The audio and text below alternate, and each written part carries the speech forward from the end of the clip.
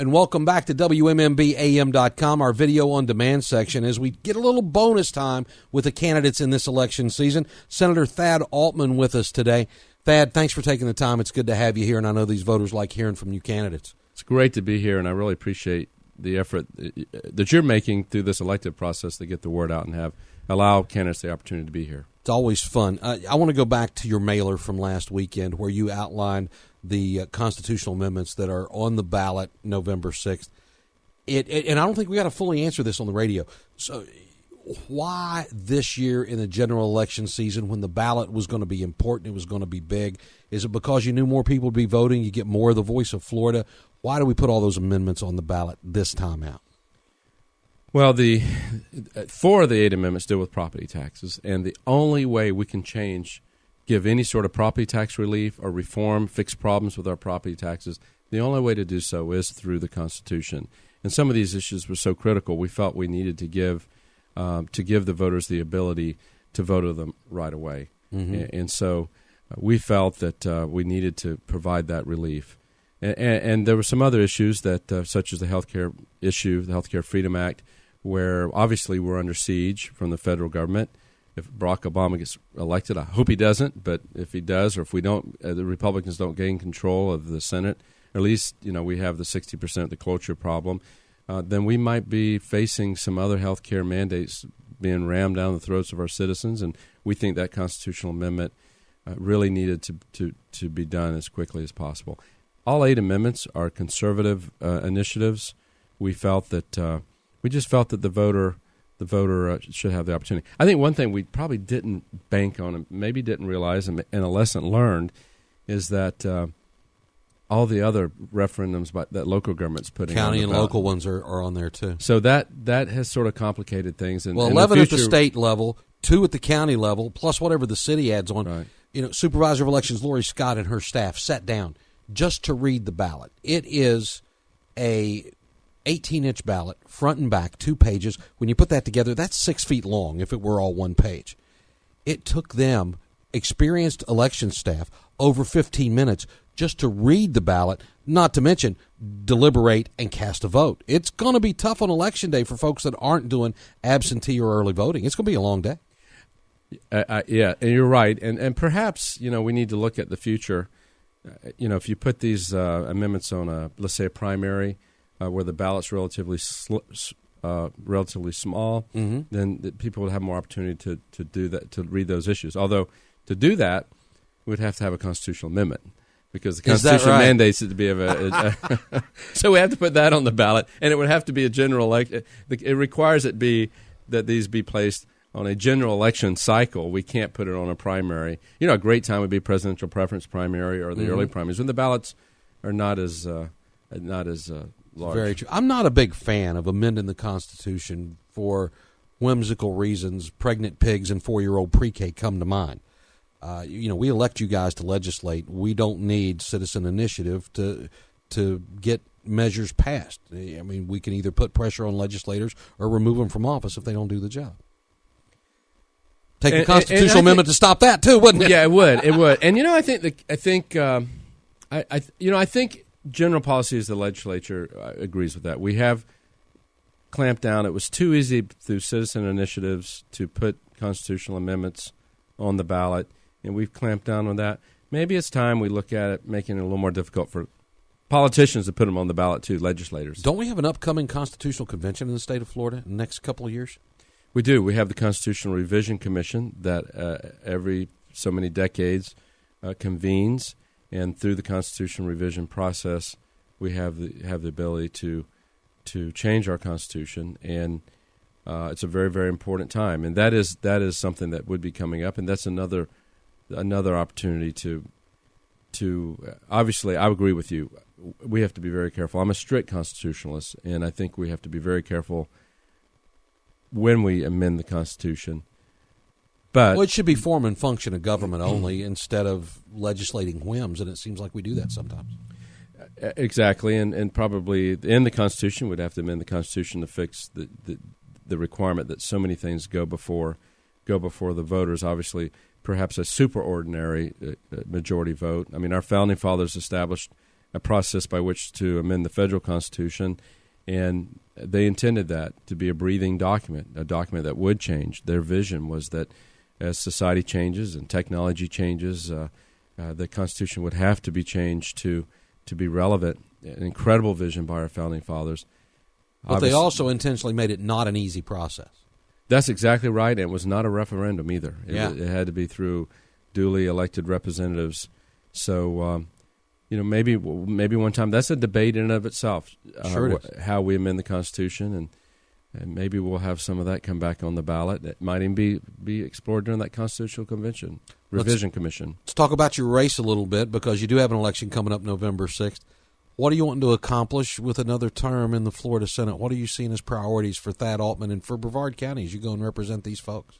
Well, I've worked very hard for space issues and for the military. I chaired the Military Affairs, Space, and Domestic Security Committee, and my big priority is working with the leadership. And Senator Gates has been incredibly supportive of military issues. He represents a part of the state very much like Brevard. He's up in the Panhandle, where we have numerous military bases and facilities, both naval and Air Force facility, as we do here in Brevard. So I'm looking forward to continue to do some of the things. We were facing some pretty ominous cuts through the Obama administration. Of course, that's been a big part of the presidential debates, the $2 billion level cut that the Obama administration wants to have on defense. That would have incredibly negative effects, I think, not only for our national defense, but also for the economy here in Florida. We are the best place in the country to offer the military bases and base support. The fact that we have so much coastal areas, the fact we have the largest coastline in the lower 48, so great naval facilities, the fact that we have such great weather that helps our Air Force and Navy aviators. We have great training facilities. We have incredible bases, and we are the best place for the DOT to come down. And we were very lucky in the last base closure and revision commission. We actually picked up active duty personnel. So not to mention we're the best place for our veterans to come and retire, and they use those base facilities. Yeah, they do. Absolutely. So we're going to continue to work hard to make Florida the best military-friendly state in the union, and hopefully we won't see those military cuts, but at a minimum we will see some cuts and some realignment. We want to be competitive for that. So that's my big goal for the next 2 years, working with Senator Gates, who will be a great ally on that issue. Let's talk a little bit about septic tank issues that are impacting Brevard voters in a big way. There's a mandate from the state. This is what you will have. You will get a contract with somebody to come in and inspect it. It's going to cost you this much money. And to me, it's like the health care mandate. We need to roll that thing back. We have a shot at doing it. Absolutely. And we had a total repeal bill that I supported. Unfortunately, we didn't. I think under the leadership, we have a better shot this year. And I think, I think if we don't have some sort of total repeal of that bill, we'll continue to reform it. We did improve it over its original language, and hopefully we'll continue to move in that direction. Bringing business, a big part of what this administration wants to do. It's what a majority Republican legislature should want to do. What else can we do to attract business to Florida? I would think we'd be pulling folks from California, Michigan, elsewhere with a better tax base. And what else can we do to draw business here? Well, I think there's two things. One, I support the governor in his effort to do away with the federal, the actual state corporate income tax. That's going to, and we already have the highest federal income tax in the world, so of any free country, and we think by lowering or doing away with our state income tax for businesses will attract a lot of business. Education and job training. There are a lot of jobs out there that companies are having trouble filling, and we've lost. I think we need to have a renewed emphasis on more pragmatic education. A lot of our colleges and universities have kind of gotten a little bit off track and providing a lot of very expensive college level courses that have very little impact in your ability to be employed. The governor has taken a leadership role in that and wanting to follow the Texas model that is holding our higher education and universities more accountable and trying to bring their curriculum in line with workforce needs. I think that's a good thing.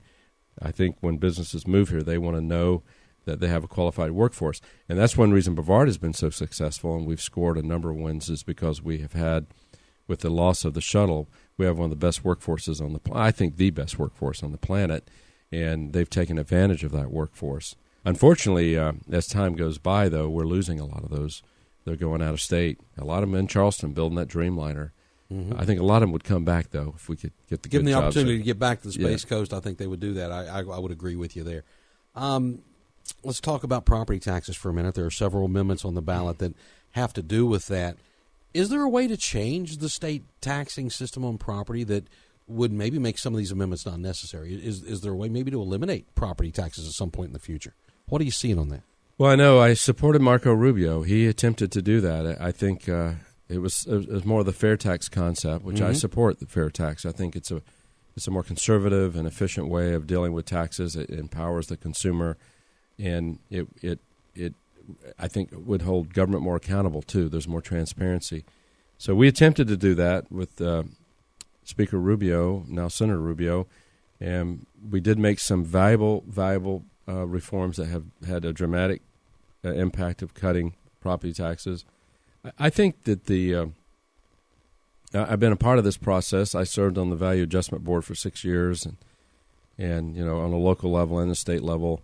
I think somehow we have got to make our property tax system more fair, that basically and more accountable. What we have a system now, we have so many different taxing districts, so many different classes of taxpayer. That's right. Are you a veteran? Are you a first responder? Did you get this break? Did you get that break? Did you happen to move to Florida in time to get the break? And somebody who moved in after you, sorry about their luck. More equitable sounds like a reasonable thing. Absolutely, more equitable, more efficient, simpler. And more transparency, because it's very difficult for a taxpayer to look at that tax bill or look at their tax notice, and really they'll show up at a meeting and what they hear is, well, you're talking about this rate or you're talking about the assessment, and the assessment affects the rate. Somehow we've got to fix that. I think we'd be better off with a flat tax, just as we look at a flat tax on a federal level for corporate, base it on square footage or base it on acreage, somehow develop a tax that holds government more accountable and is more directly related to the services they provide, so consumers and taxpayers easier to understand. Right. Very true. Sadly, we are out of time. Senator Thad Altman, if folks want more information about you, your campaign, best way to get it? Go to electthad at AOL.com, my personal website, and that's the best way of getting to the campaign. Okay, electthad at AOL.com. Yes. Senator Thad Altman, been a long time, been a pleasure. Thank you much. Thank you, Bill. It's a great honor to be here. Thank you for having me. And we will see you folks back here on WMMBAM.com throughout this election season. Thanks.